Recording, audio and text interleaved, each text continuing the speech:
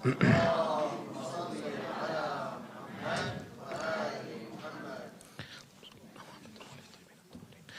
الله الرحمن الرحيم الحمد لله رب العالمين والصلاة والسلام على أشرف الأنبياء والمرسلين أبي القاسم المصطفى محمد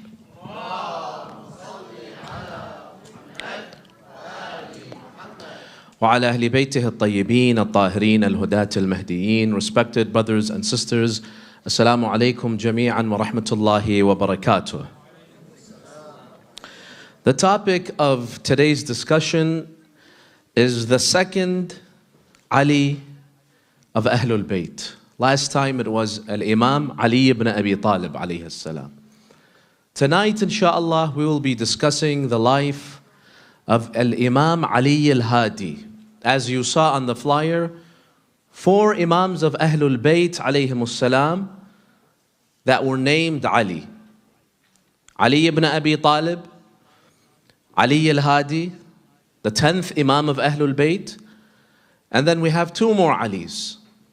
Ali ibn Musa al-Ridha in Mashhad, and Ali ibn al-Husayn, al-Imam Zayn al-Abidin, the son of Imam Hussein alayhi salam. Who was Ali al-Hadi?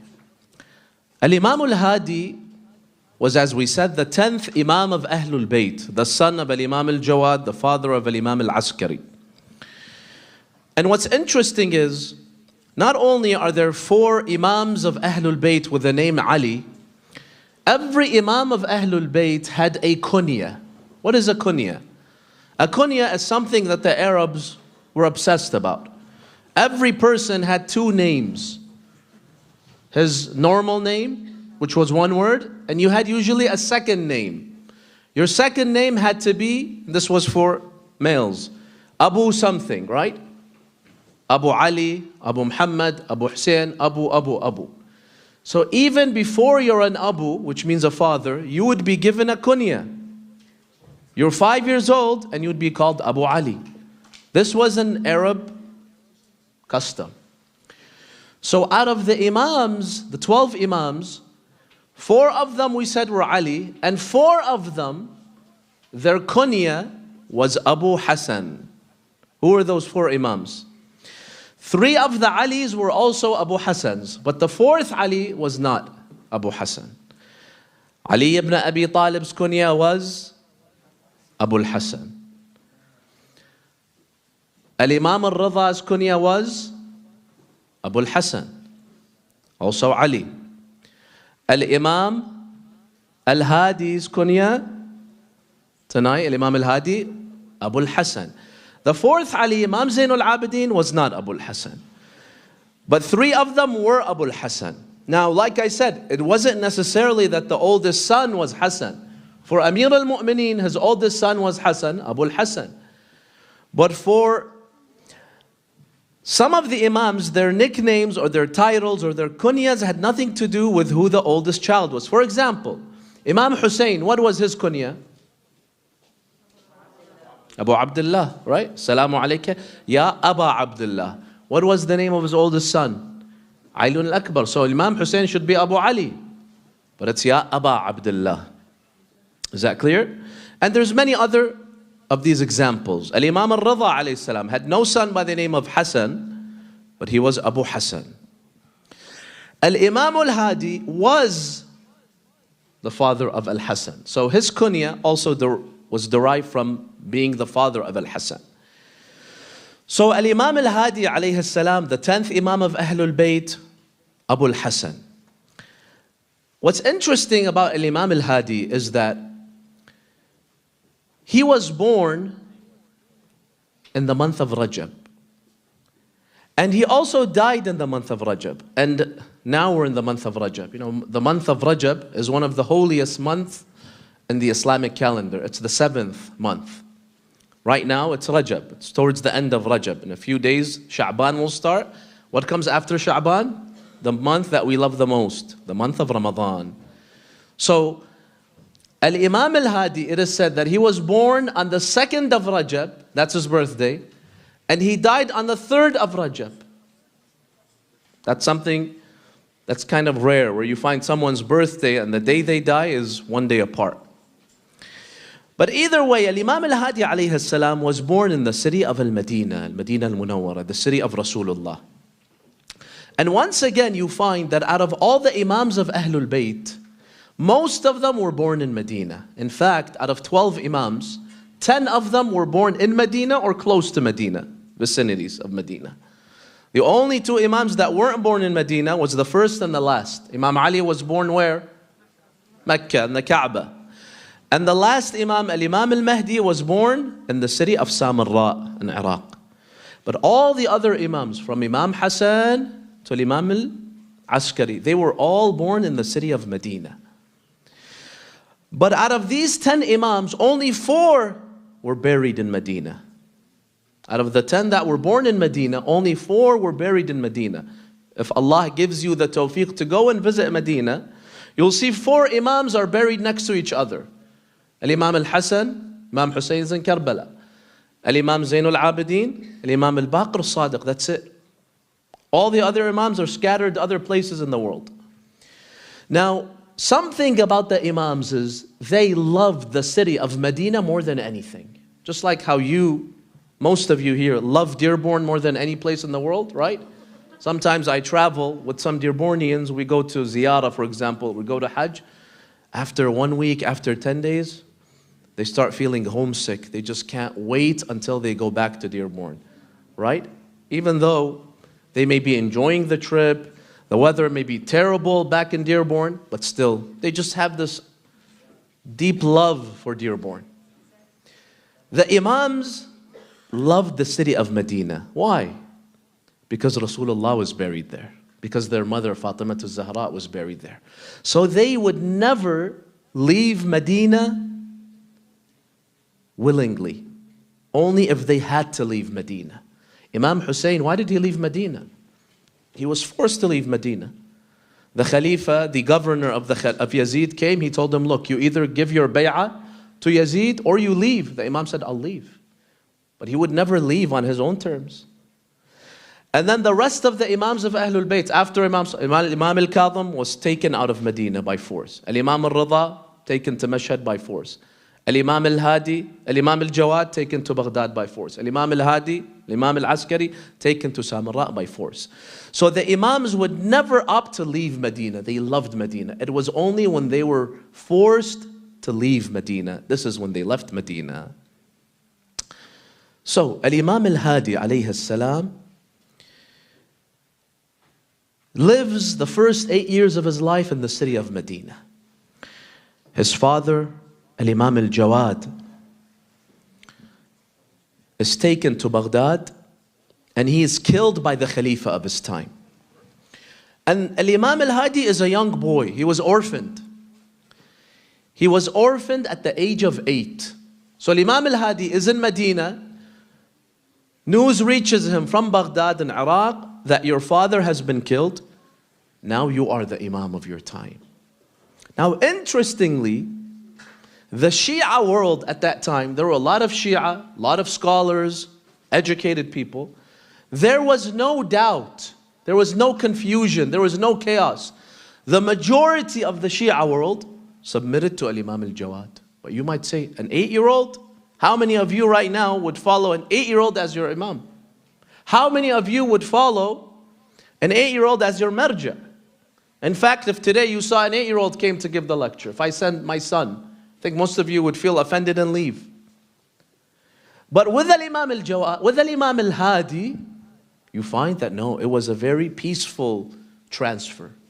Why was that? It wasn't because the Shia khalas just blindly followed. No. The Shia were the pickiest of people until today, brothers and sisters. I know some Shia will even measure how long the beard of the marja is and compare it to the other maraja before they follow the marja. Shia are very picky. We are known to not blindly follow the government and the mufti and whoever the government wants us to follow, right? That's why they call us Rafida. We are resistors, right? Always creating problems and trouble, and we don't just go with the flow. But why did the Shia just go with the flow with Imam al-Hadi? The reason was because they had experienced his father, Imam al-Jawad. You see, all the Imams of Ahlul Bayt, They were adults when they became the Imams. The first exception was Al-Imam al-Jawad, the father of Ali al-Hadi that we're discussing. Al-Imam al-Rida alayhi salam had no children until he was old, towards the end of his life. There's a tradition that someone comes to Al-Imam al-Rida and he asks him, Sayyidi, if something happens to you, who's going to be your Khalifa? Who's the next Imam? The Imam's son, Al-Imam al-Jawad, was maybe 7 or 8. He told him, you see my son, Jawad? He will be my successor. So the man was surprised. Are you serious? He's a child. How can we follow him? What if you die next year? What if you die tomorrow? The hadith says Al-Imam al-Rida told him that, why are you surprised? Why does age matter to you?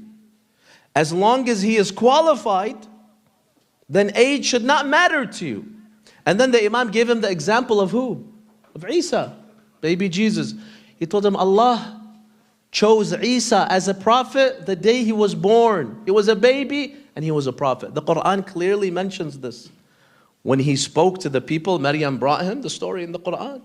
And they told her, Maryam, how did you bring a child and you're not married? She pointed, the Quran says, at the crib. They told her, how can we speak to the child? It's a baby. Allah Azza wa Jal enabled Isa to speak from the crib. And the first words that he said, قَالَ إِنِّي عَبْدُ اللَّهِ, I am the servant of Allah. آتَانِيَ الْكِتَابِ وَجَعَلَنِي نَبِيًّا, He's made me a prophet. So Imam al-Rida tells him, you're a Muslim, you follow the Quran, you read the Quran. So why is it strange for you if a young child becomes the Imam? As long as what? He's selected by Allah Azza wa Jal. So it's all about, did Allah choose him or did Allah not choose him? But his age doesn't really matter. And that's exactly what happened. When did Imam al-Rida die? The Imam died when his son al-Jawad was 9 years old. All of a sudden, the Shia, there's chaos, there's confusion. How can we follow a 9-year-old kid as the Imam? So the Shia were dispersed across the Middle East. They're like, you know what, we have to go and visit him. Al-Imam al-Rida obviously was, you know what he was doing. Let's go and test him. Let's see if he is qualified to be the Imam. And this is what the Imams of Ahlul Bayt had always taught their Shia, and I mentioned this during Friday's sermon. They told their Shia, they taught us, brothers and sisters, not to follow blindly. They told us, look for whoever is the most knowledgeable, that person will be the Imam of your time. Don't just follow this person because of his father. Don't just follow this person because he's from this family. Follow your intellect. Wherever knowledge takes you, follow the knowledge. And that's why the Shia of Ahlul Bayt, they had a sign. The Imam has to be the most knowledgeable person.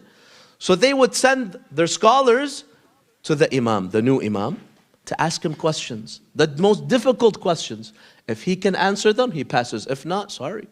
And by the way, it happened to some who failed. I also mentioned that a couple of days ago, I think it was in Friday's sermon.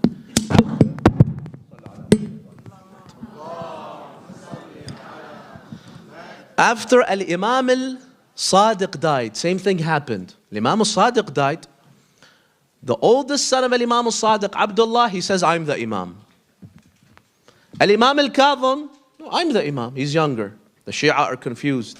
Who's the Imam? Is it the older one or is it Al-Imam al-Kadhim? So what did they do? They went and visited the older son of Al-Imam al-Sadiq, who was unjustly claiming to be the Imam, unfortunately. Just being the son of an Imam doesn't make you automatically a good person. So they went to him, they asked him some of those tough questions, he answered incorrectly. They're like, this is not what the Imams of Ahlul Bayt would teach. So right away they knew he was not the Imam. Then they went to Al-Imam al-Kadhim, they tested him, he answered correctly, they followed him. So likewise the Shia of Al-Imam al-Rida, they come to the city of Medina. The most educated of them, they're scholars. There was people who were like Maraja.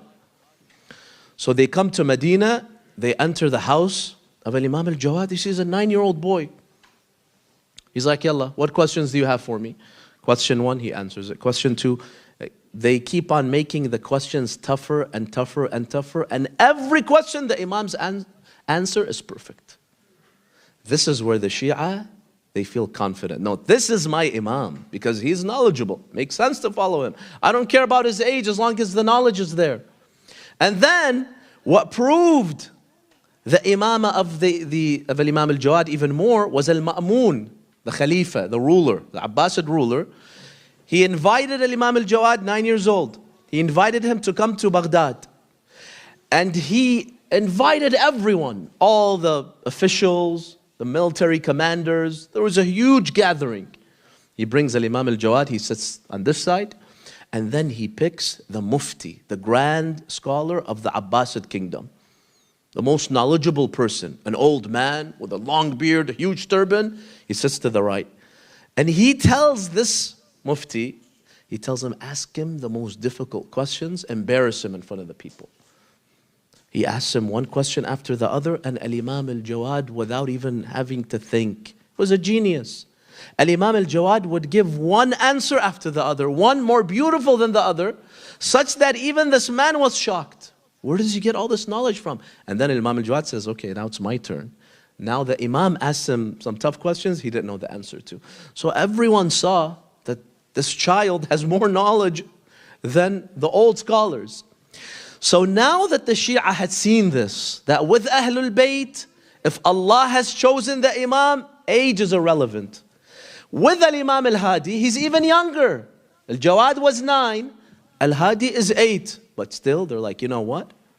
Age doesn't matter, as long as he has the knowledge. And that's why the Shia, they easily came on board and followed the Imam al-Hadi. Just a few questions where he proves his knowledge, that's it. And Imam al-Hadi, by the way, he also paved the way for Imam al-Mahdi. Because you see, Imam al-Jawad was how much? How old? 9. People accepted him because of his knowledge. That made it easier for Imam al-Hadi. He was 8, the 10th Imam. The 12th Imam was even younger. Imam al-Mahdi, when he became the Imam, was 5 years old. If anyone comes and complains Imam al-Mahdi, how are you an Imam? You're 5 years old. The Imam can say, look, didn't you follow my grandfather al-Jawad? He was 9. Didn't you follow al-Hadi? He was 8. So if 9 and 8 is possible, why is 5 not possible? If it's the work of Allah. Because we believe Allah subhanahu wa ta'ala, just like He chooses His messengers, He chooses the Imams of Ahlul Bayt alayhim salam. For Allah subhanahu wa ta'ala, nothing's too difficult. So anyway, Imam al-Hadi alayhi salam likewise showed exceptional knowledge at a young age.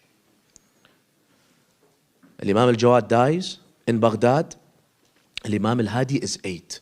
The Khalifa appoints a new governor. His name was Umar al-Rukhaji. This man, Umar al-Rukhaji, they say that he was someone who despised Ahlul Bayt, could not stand Ahlul Bayt. Anything that had to do with Ahlul Bayt, completely hated them. He's the new governor of Medina. He comes, he learns that al-Hadi is now the next Imam, this young child. He's like, you know what? I'm going to put an end to this Shia madhab once and for all. How? Al-Hadi is a young boy. Let me find him a teacher who's non-Shia, and let that teacher raise him and teach him. And we will raise him to be non-Shia. So he thinks he can brainwash Imam al-Hadi. So what does he do? He comes to the city of Medina. He's like, I want the best, most educated scholar, teacher in Medina. Bring him to me. They go and bring to him a man by the name of Abdullah al-Junaidi. Very knowledgeable. Number 1 in Medina. The best teacher. He's like, I have a task for you. You see this young boy, Ali ibn Muhammad? I want you to, number 1, teach him everything about religion, excluding Ahlul Bayt. Make him hate Ahlul Bayt. I want you to plant inside him the hatred of Ahlul Bayt. Make him a present-day Wahhabi, basically. So that he just wants to go and blow himself up and go to paradise and get those 72 virgins, as they believe in, right? Brainwash him to believe in this nonsense. It's like, an 8-year-old, that's easy. I know I can brainwash old people. And then he tells him, number 2, you will have to separate him from the people. No more people coming and being blessed by the Imam and asking him questions.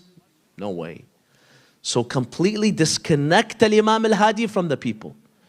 And that's exactly what happened.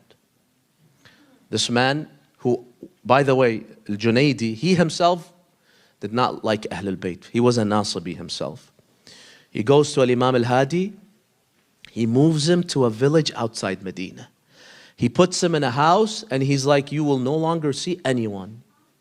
And you will no longer leave the house. Every day I will come and teach you.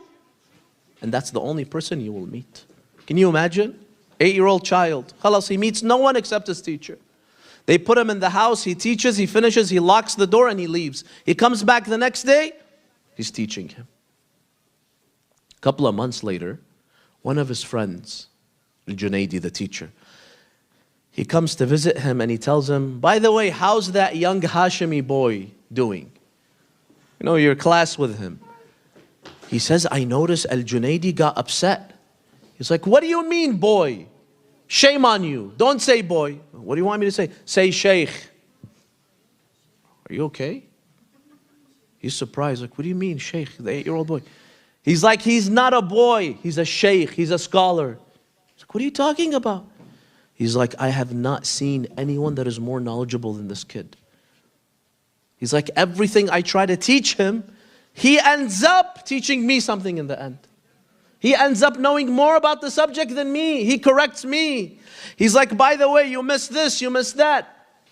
When I ask him to read verses in the Quran, he recites better than me. His tartil, his pronunciation, his qira'ah is better than anyone I've ever heard. He already knows everything. I have never seen anyone like him. So this man, his friend, he's shocked. It's like, what the heck is wrong with this guy? He's brainwashed. It's supposed to be the other way around.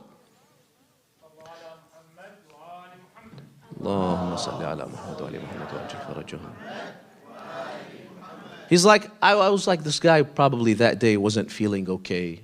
He's talking nonsense. He's like, I came a couple of weeks later, and once again, I asked him, how's that young Hashimi boy doing? Are you still teaching him? This time he gets more upset. He wants to hit me. Don't call him young boy. This person is the most knowledgeable person on earth. He's a sheikh, he's a ayatollah, he's a this, he's a whatever. He starts throwing the names. I'm like, what are you talking about? He's just an 8-year-old kid. When the heck did he learn all this stuff? His father died in Baghdad, he's in Medina, he's an orphan. Who taught him all this stuff? He's like, I don't know and I don't care. I have never seen anyone more knowledgeable than him in my life, until he says, this Junaidi became a Shia of Imam al-Hadi.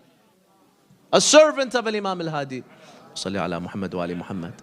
He would walk, imagine an old guy with a long beard walking behind a young boy, calling him my teacher, my master. This was Ahlul Bayt alayhimu salatu wassalam. So Imam al-Hadi also proved that he was qualified to be the Imam. It's not because I inherited the Imamah from my father Jawad. No, there's no such thing with Ahlul Bayt. Nobody inherits anything for free. If we say that the Imam inherited, for example, we have Ziyarat Warith, the inheritor of the previous Imam, they inherit the knowledge as well. Without the knowledge, I cannot blindly follow anybody. So Al-Imam al-Hadi alayhi salam began to be recognized and well known in Medina for his knowledge. Shia would come to him, his companions, and they would ask him questions, he would teach them, he would have classes. This continued for about 13 years, until the Imam was 21. When the Imam was 21, he's been an Imam for 13 years. Some of us, when we're 21, brothers and sisters, we're still kids. We're still learning some things that we should have learned when we were young, right? Al-Imam al-Hadi at 21, he was an Imam for 13 years. There was an Imam of Salat al-Jama'ah in Medina. The Masjid of Rasulullah had someone that the government would appoint to lead Salat al-Jama'ah. And he was, for example, the scholar of Medina. This guy, he notices that Ali al-Hadi, who's 21, he is more popular than I am. Everyone is talking about Ali al-Hadi, Ali al-Hadi. Ali al-Hadi is this, Ali al-Hadi is that. He's the talk of the town. He can't stand it. I'm the guy that should have the spotlight. People should come to me and talk about me and my knowledge, and I should be the number one religious person or the religious figure. But it's Ali al-Hadi, and he's a 21-year-old kid. So he's very upset. What does he do? He sends a letter to the Khalifa. Where's the Khalifa? The Khalifa is in Samarra. His name was al-Mutawakkil. He tells him, look, you have to choose either me or Ali al-Hadi. If Ali al-Hadi stays in Medina, I'm leaving. And I'm your biggest supporter. There's no one that flatters you, that kisses up to you like me, right? I've sold my religion, my faith for you, for the Khalifa. But this guy's receiving the spotlight. He has to be expelled from Medina. And then he starts to make up some false accusations that, by the way, this Ali al-Hadi, he's trying to start a movement, and he's going to start an uprising, and he's going to, create a headache for you, and so on and so forth. Al-Mutawakkil, he sends a letter to Imam al-Hadi, and he tells him, my dear cousin. Now, they were cousins. Imam al-Hadi and al-Mutawakkil were cousins because they shared one grandfather. If you go back 2 centuries, their grandfather was whom? Abdul Muttalib, the grandfather of Rasulullah.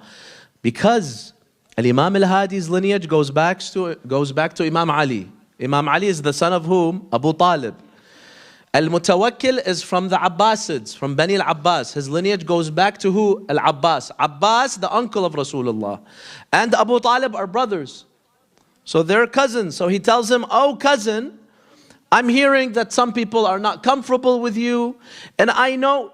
And Al-Mutawakkil, what was very unfortunate about him is that he was a very good actor. He acted pretended like he respected Al-Imam al-Jawad, but deep down he didn't like him. Because he knew Al-Imam al-Jawad, Al-Imam al-Hadi, Imam al-Hadi, he knew Al-Imam al-Hadi is what? Is more knowledgeable than him and more entitled to rule than him. So there was always that envy, that hatred towards him. But in front of the people, he pretended like he respected him. So he's like, you know what? Why don't you just leave Medina? The people of Medina don't want you. You should leave them. Come to Samarra and spend time with me. Come to Samarra and just visit me. And if you didn't like it, then you can go back. And by the way, Samarra, they say back then. Now, unfortunately, it's changed. It was a beautiful city. There was a river. You could still find the river there today. If you went for ziyarah in Samarra, it's called Dijla. And it was very green. The weather was a lot better than in Medina and all these other places, much hotter. So Samarra was a place that people would go basically for vacations. Very nice area. That was one reason why Mutawakkil moved his government to Samarra. He's like, come and enjoy it. Al-Imam al-Hadi knew that, no, this is not what it seems like it is. He's being expelled once and for all. And once he goes to Samarra, the Khalifa is going to give him a very difficult time. So Imam al-Hadi alayhi salam, he farewells his family members. He's 21 years old. He's like, I have to go to Samarra, and I know he will not let me come back, the Khalifa. Al-Mutawakkil, it is said that he sent one of his closest aides to go and bring Imam al-Hadi. His name was Harthama. Harthama says, when I entered the city of Medina and I had to take Imam al-Jawad and escort him out, he said, I saw the people of Medina all come out crying in tears because the Imam was leaving Medina. They knew the Imam would not come back. His existence, his presence in Medina was a source of blessing. People didn't want him to leave. So he says, I took him, by the way, on the way, he stopped in Baghdad, in al-Qazwini. It seems like he did ziyarah of his grandfathers, al-Imam, his grandparents, al-Imam al-Jawad, al-Imam al-Kazim, and his father, al-Imam al-Jawad. Then from Baghdad, he was taken to Samarra. When he arrived to Samarra, he's supposed to be treated with like royalty. the Khalifa's guest. They take him to a very old shelter for the homeless and the drug addicts. They tell him, Yalla, tfaddal, go sleep here. Are you serious? They even had a name. They used to call it Khan al-Sa'alik. The worst people in the city, they used to go and sleep there. Can you imagine putting someone as noble as Imam al-Hadi? He's a stranger, he has no place to go, there's no hotels, he doesn't know anybody in Samarra. And then they take him to that shelter, and all these weird people, some of them maybe criminals, some of them drug addicts, gangsters. Imam has to go and spend time with them. Imam al-Hadi noticed the level of disrespect that they wanted to show him. The first day, let it be the most severe day, so that he knows who's boss. Al-Mutawakkil wanted to disrespect him. One of the companions of Imam al-Hadi, he was close to Samarra. He says, I went to Samarra the day Imam al-Hadi arrived. Where is he? They told me he's in this place. I went, it's a terrible, disgusting place. He said, when I saw the Imam and how dirty the place is and the types of people that are there, he said, I started to cry.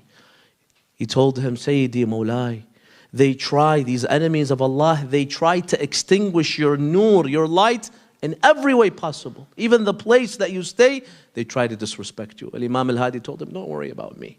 This life is a very temporary dunya, and I will inshallah go to Allah subhanahu wa ta'ala in a much better place.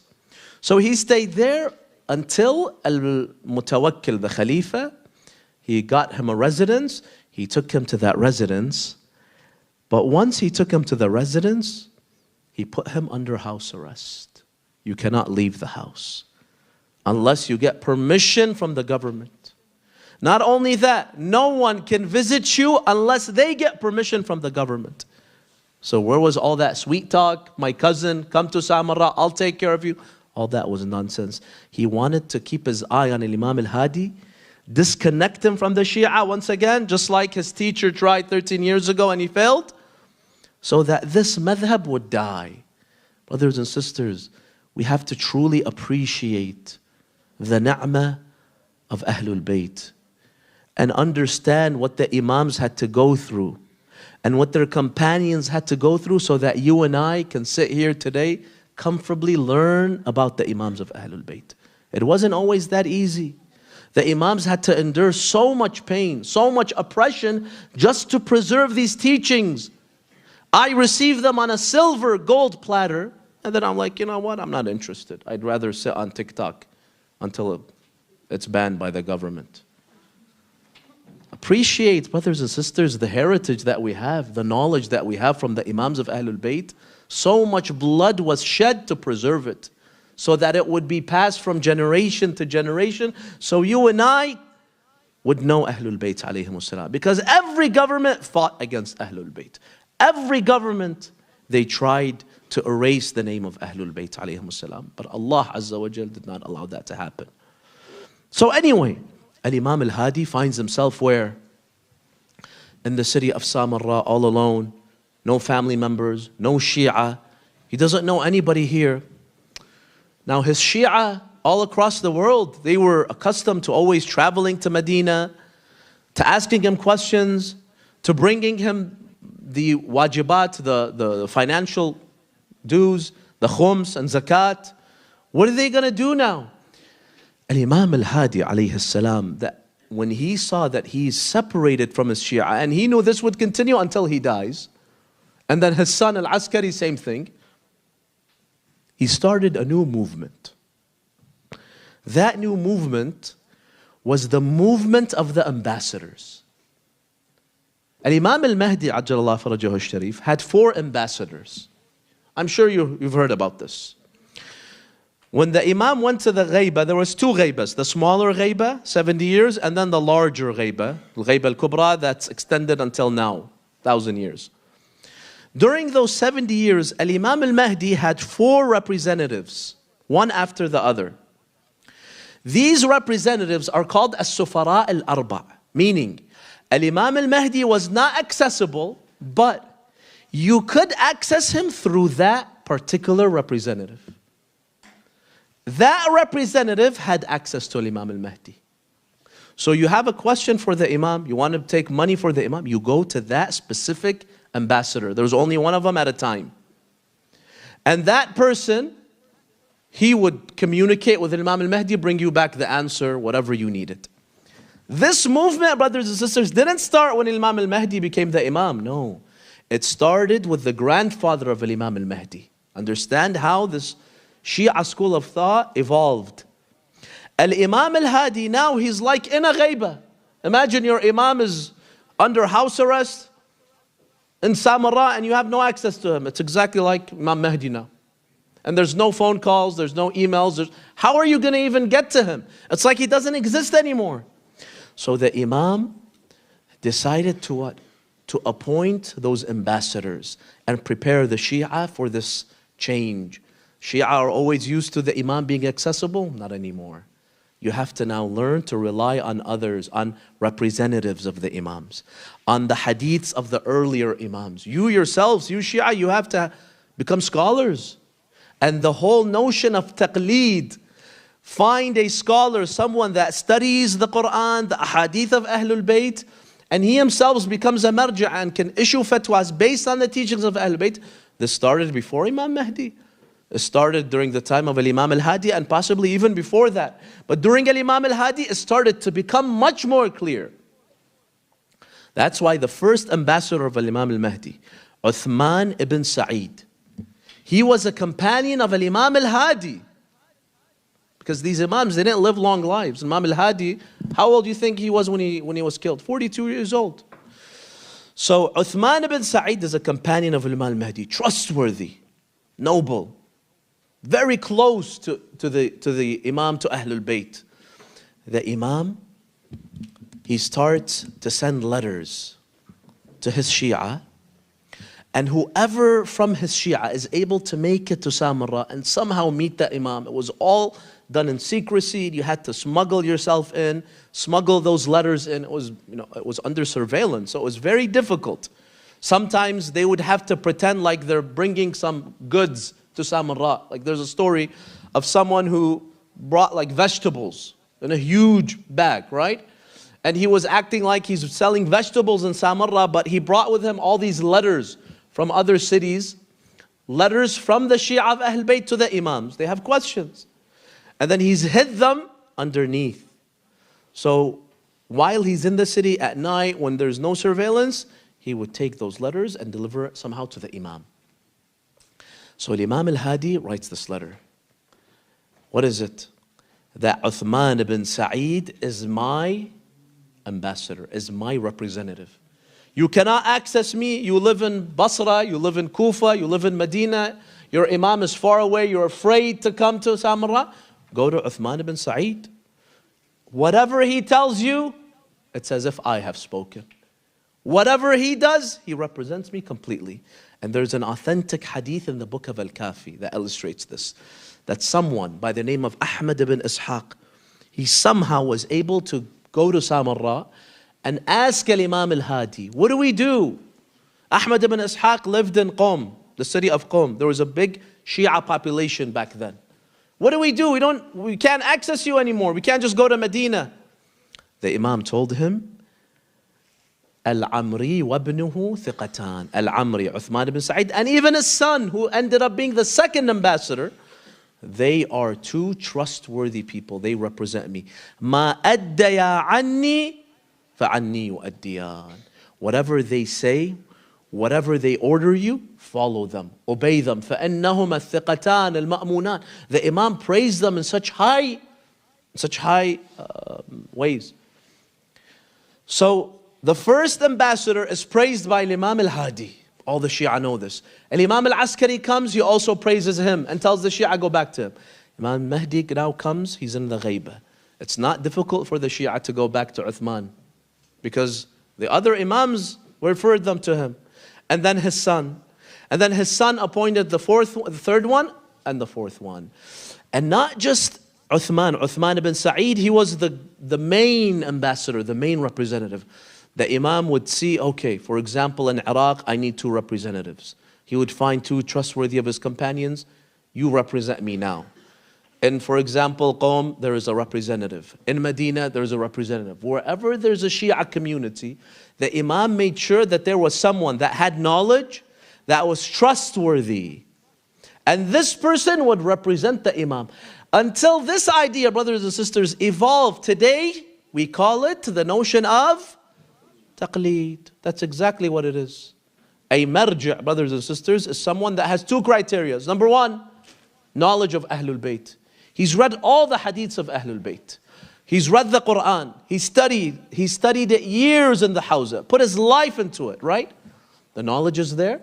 And number two, he's in good standing. He's someone that fears Allah. He's someone that you can trust your religion with, your faith with. So if these two are met, then the Imams would tell us, then follow that individual. Until Imam al-Askari finally, the son of Imam al-Hadi, he finally said it in a very formal way. He told one of his companions, he's like, look, let me teach you the general rule. If you can't access us Ahlul Bayt. If أَمَّا مَنْ كَانَ مِنَ الْفُقَهَاءِ, he said, whoever is a fuqaha. Fuqaha means what? Someone knowledgeable. Someone who has knowledge in the fiqh of Ahlul Bayt, in the laws of Ahlul Bayt, the hadith of Ahlul Bayt. فَأَمَّا مَنْ كَانَ مِنَ الْفُقَهَاءِ صَائِنًا لِنَفْسِهِ حَافِظًا لِدِينِهِ مُخَالِفًا عَلَى هَوَاهِ مُطِيعًا لِأَمْرِ مَوْلَاهِ. Number one is the knowledge. Number two is taqwa. He fears Allah subhanahu wa ta'ala. He doesn't follow his desires but follows Allah. فَلِلْعَوَامِ أَنْ يُقَلِّدُوا. People can follow him. And Allah will not hold you responsible if that marji' misguides you. Meaning, if that marji' issues a wrong fatwa, it's on him. It's not on you. This was the teaching of the Imams of Ahlul Bayt alayhimu salatu wassalam. Now, Al-Imam al-Hadi, we said he was 21 when he arrived to Medina. He spent another 20 to 21 years in Samarra. He was killed at the age of 41, 42. So during those years, those were very tough years on Imam al-Hadi because he was systematically disrespected by al-Mutawakkil. And after al-Mutawakkil, whoever came after him. I'll just give you two instances, inshallah. How many minutes do I have? 5 minutes? Inshallah, I'll try to be quick. Let me tell you two stories of how al-Mutawakkil used to treat al-Imam Ali al-Hadi when he was in Samarra. One story is narrated by a resident of the city of Isfahan in Iran. This man's name was Abdul Rahman. Isfahan, during the time of Imam al-Hadi, there were no Shia. It was not a city where you had Shia. Now it's a Shia city. Back then it wasn't. But there was this guy, Abdul Rahman, who was Shia. So someone went and asked him one day, and he was like a very loud and proud Shia. He asked him, what made you Shia in Isfahan? What's the connection between you and the Ahlul Bayt? He's like, I'll tell you my story. I have an unbelievable story to tell you about. An encounter with Imam al-Hadi. Like, how? Imam al-Hadi is in Samarra, you're in Isfahan. He's like, yes, there was a drought in our city. And we decided, a couple of people in my city, we decided that, you know what? Enough is enough. We have to go to the Khalifa, the capital, and we have to go and complain to the Khalifa to find a solution to our drought. And the people of the city, they're like, you have to come with us, because I was very outspoken and brave. He's like, we're a group of young people. We leave from Isfahan, we go to Samarra. We arrive at the palace of al-Mutawakkil. They tell us, you have to wait. How long? Maybe 2 days, maybe 3 days until you could see the Mutawakkil. So he's like, we're just chilling, standing, waiting outside the palace. He says, all of a sudden, we noticed that the soldiers of al-Mutawakkil, they quickly move, they come out of the palace, and there's an arrest warrant. They move like a whole cavalry. And we could tell that whoever they're seeking is in big trouble. So he's like, I asked, what's going on? I asked one of the guards, what's going on? He's like, there's a man by the name of Ali al-Hadi. He's a man that his followers, the Shia, believe he's an Imam, kind of like mocking the idea. And he's in trouble for some reason. He's being arrested to be brought in front of al-Mutawakkil. He's like, I told my friends, I want to stick around and see who this man is. What is he? He's like, all of a sudden, I see that group of soldiers, they come back with al-Imam al-Hadi. First time in my life I see him. He says the Imam is on a horse. He says his face is down. As the Imam is coming, people start moving out of the way so that he makes his way to the palace. He's like, as soon as I looked at him, his face was filled with so much nur. I don't know who this man is, but I felt bad for him. Because I was like, something bad is going to happen if he goes inside that palace. They may kill him. So he said, I started just inside my head and my heart. I started to do dua for him. Ya Allah, preserve this man. Inshallah, he makes it out safely from the palace. He's like, until the Imam, he got closer and closer to me. I was, in the way. He was going in the palace. He's like, when the Imam reached me, he didn't look at anybody. He just had his head down. He said, when he reached me, he looked at me and he started to speak to me. He told me, Allah Azza wa Jal has answered your dua. And Allah subhanahu wa ta'ala will, in return, will lengthen your life, will increase your rizq, sustenance, and give you many children. He's like, I was rattled. What the heck? How did he know I did that dua for him? He's like, I started trembling, shaking, shivering. And Imam al-Hadi made it safely out of the palace. He says, subhanallah, he says the Imam made this dua. He's telling the story after 50 years. He says, now I'm over 70 years old. My house is worth more than 1 million dinars or dirhams. And I'm a millionaire and Allah has given me more than 10 kids. And all of that was due to 5 seconds, a small short dua of Imam Ali al-Hadi. Can you imagine, brothers and sisters, if Imam al-Hadi, just a very quick encounter with him, that much blessings. If we had the honor of spending time with him, of attending his classes, of conversating with him, you can see the level of blessings that we are missing on. And the Imam of our time, Sahib al-Asri wa Zaman, this is one of the greatest tragedies in our life, brothers and sisters, that we are not able to access this pure individual. We're not able to receive the blessings of Allah subhanahu wa ta'ala through him. So he's like, just that quick encounter completely changed my life. I started to become a Shia of that man. I understood that this is not a normal man. And finally, I know I'm out of time, but I'll mention this quickly. Amongst those times, this is a very famous story. Some of you have heard it maybe.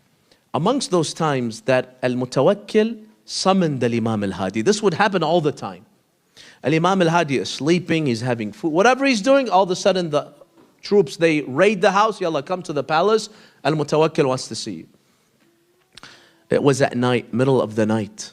Mutawakkil receives fake reports that Imam al-Hadi is protesting or Imam al-Hadi is not following the laws. He sends his troops in the middle of the night. They just raid the house. They notice Imam al-Hadi is sitting on the dust and he's reciting Quran on the Qibla. On the dust. He would not even sit on a carpet or anything, mattress. On the dust. Very humble.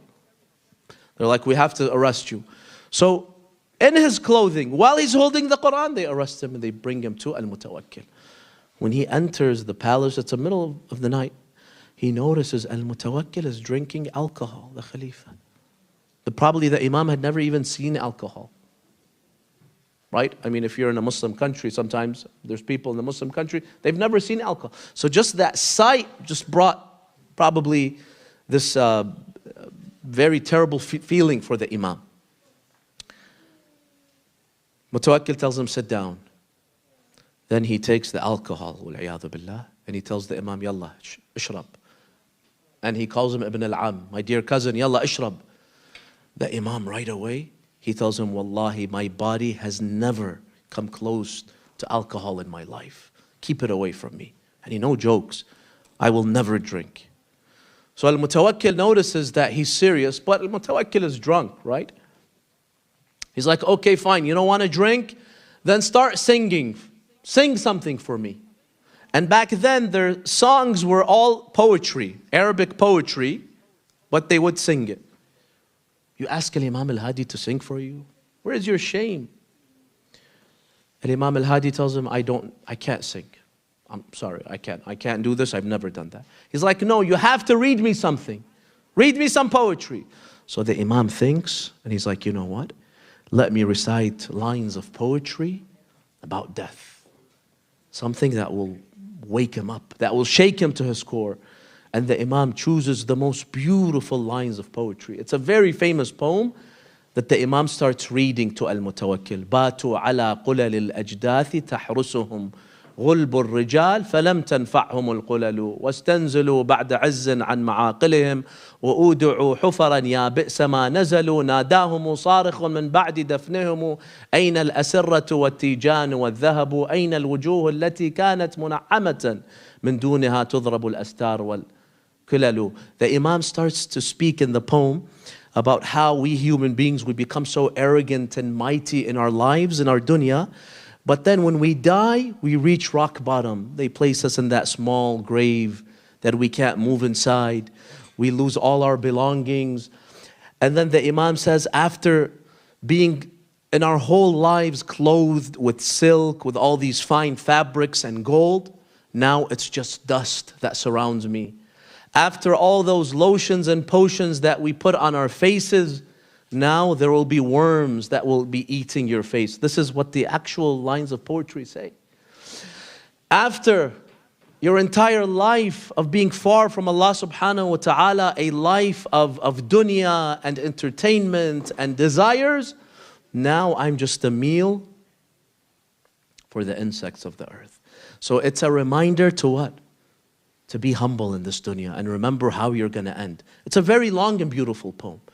Imam al-Hadi alayhi salam, he finished the poem, he looked at al-Mutawakkil, he saw the beard of al-Mutawakkil was soaked in his tears. Yani the lines of al-Imam were so strong. And remember, when the Imam reads them, it's not like when I read them. When al-Imam al-Hadi reads them, it's going to have a different effect.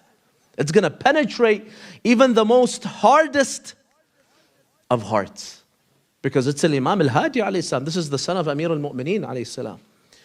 So al-Mutawakkil, this vicious enemy of Allah who hated Ahlul Bayt, by the way, who they say he was the first person and maybe one of the only people in history to go after the shrine of Imam Hussein. There was this very small shrine during that time. He went and he destroyed it. Can you imagine that? And then he put guards around the shrine of Imam Hussein, the grave. Whoever comes to visit Imam Hussein, ban them, prevent them. If they insist, they have to pay a tax. You know what the tax was? You have to pay your hand. Offer your hand. Can you imagine you want to go to Karbala, visit Imam Hussein? Give us your hand. We sever your hand and visit. And they say, subhanallah, despite that, some of the lovers of Imam Hussein would still go to Karbala. They didn't care. It's like you saw some of those brave warriors that lost their hands and their eyes, right? They were not deterred at all for what happened. And they say once there was a man who came all the way from a far place. He reached Karbala. The guards, they're like, you know the law. You want to visit Hussein? Give us your right hand. The man gave his left hand. They're like, no, you have to give us your right hand. Because, you know, if you're, most people right-handed, you need your right hand more. So it's even more difficult to lose your right hand. They kept on insisting your right hand. He's like, take my left hand. They said, no. In the end, they, by force, took his right hand and they noticed that his right hand is amputated. They're like, what's going on? He's like, last year you took my right hand. This year take my left hand. And you can never stop us from loving Imam Hussein. Do whatever you want. Look at the Ziyarah of Arba'een, brothers and sisters. How many evil rulers and tyrants have tried to stop the Zuwar of Imam Hussein? Never, they couldn't, no matter what. So this man, al-Mutawakkil, who had that much hatred for Ahlul Bayt, for Imam Hussein alayhi salam, his beard was soaking wet because he started remembering his death and the akhirah and how Allah subhanahu wa ta'ala will hold me accountable for everything that I do in my qabr. We will all sleep in our graves one day. And that was the reminder that Imam al-Hadi alayhi salam wanted to deliver. Like I said, Imam al-Hadi was 41, almost 42. He was poisoned to death by this enemy of Allah subhanahu wa ta'ala. And he left such a great legacy even though he was so young, 41, 42. Inshallah, these were some lessons and some words from the life of Imam al-Hadi that can inspire us to get closer to Ahlul Bayt alayhimu salam. For the remainder of the minutes that I have, I'm sorry if I took too long, we can have a couple of questions inshallah. If anyone has a question, go ahead. Yes, sister. Alaykum as-salam wa rahmatullah. Yes, go ahead. Can you explain, like today is the Mab'ath. Everybody thinks it's Isra wal-Ma'raj. Isra wal-Ma'raj, Mab'ath. Even Shia بيقولوا the same. Sunna بيقولوا no. يعني حتى from our culture بيقولوا إنه it's Isra wal-Ma'raj today. Some people بيقولوا no. So can you explain please? Yes, يعني this is just a matter of historical reports. What does our history say? So based on the correct historical reports that most Shia scholars rely on, tomorrow, the 27th day, or depending on whichever day you started Rajab, the 27th day of Rajab, which was either today or tomorrow, coincides with the Mab'ath of Rasulullah. It was the day that Allah subhanahu wa ta'ala sent him as a prophet, as a messenger. Because remember, this Arabic lunar calendar existed before Islam. People of Jahiliyyah believed in it too. They followed it as well. So, our reports indicate that when was the Prophet sent? There's different opinions, historical reports, but the most accurate ones, that was the 27th of Rajab, so tonight, tomorrow. What about the Isra and the Mi'raj? What is that? That was when Rasulullah was taken on that trip with Jibreel to the heavens. He was taken to the skies, to the heavens. He saw Jannah, he saw Nar Jahannam, and all the stories that you've heard in that story. When did that happen? Some historical reports say it happened also the 27th of Rajab. Other historical reports mention it happened a different time. It's not a part, a pillar of our faith. The point is, we know that this happened. And so whether it happened 27th Rajab or some other day, it's not a big deal. This is just a historical piece of data that scholars have disagreed upon. So it's not like if you believe in it, you're Muslim. If you don't believe it's the 27th, you become a kafir. As long as you believe it happened, khalas, so which day is it? Allah subhanahu wa ta'ala a'la. Many things, many of these holidays or events, we have reports, sometimes we have conflicting reports.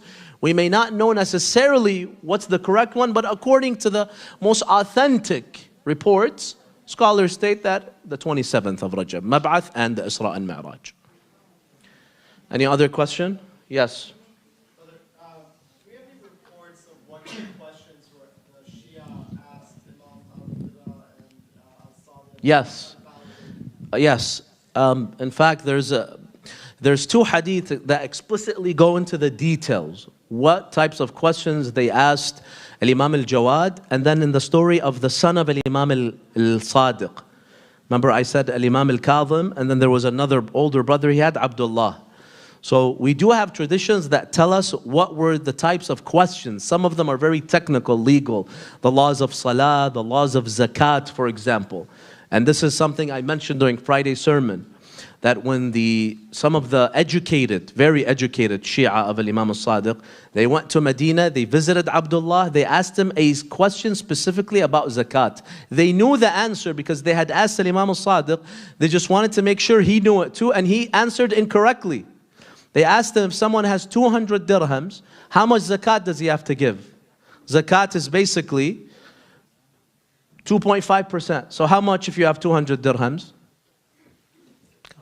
5. That's a very easy question. 5, that's 2.5%. He answered it correctly. Then they asked him, okay, what if someone has 100?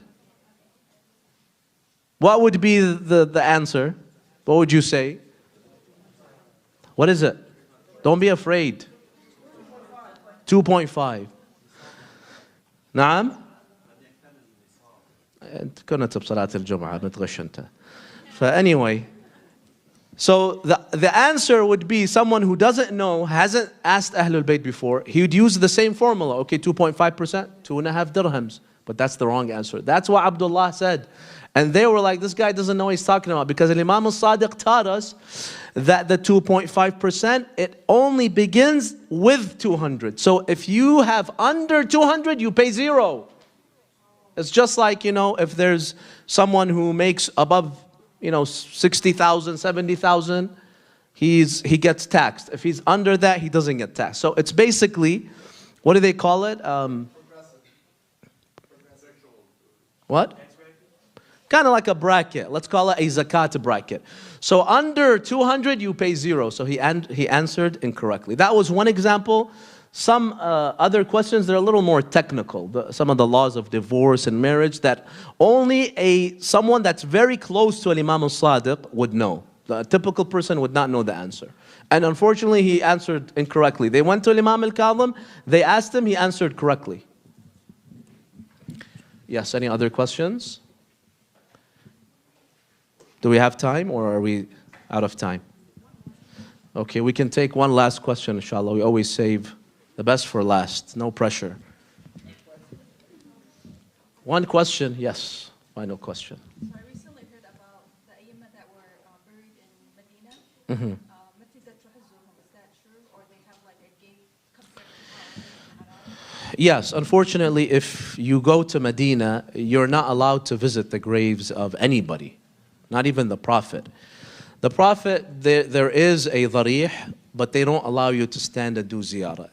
Why? Because this is the theology, the thought of the Wahhabi school of thought that rules kind of Saudi Arabia. This is, the scholars that have the religious authority there, they are Wahhabi. This is not mainstream Sunnis, by the way. Mainstream Sunnis, they do believe in ziyarah.